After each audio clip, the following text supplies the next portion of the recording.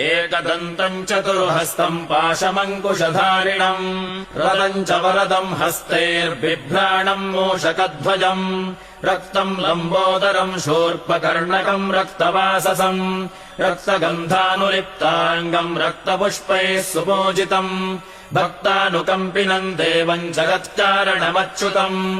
आविर्भूतम् च सृष्ट्यादौ प्रकृतेः पुरुषात् परम्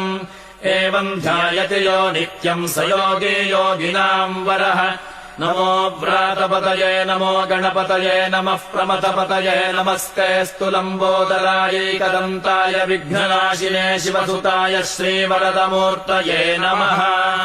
एतदथर्वशीर्षयोऽधीते स ब्रह्म भूयाय कल्पते स सर्वविघ्नैर्न बाध्यते स सर्वतः सुखमेधते स पञ्चमहापापात् प्रमुच्यते सायमधीयानो दिवसकृतम् पापम् नाशयति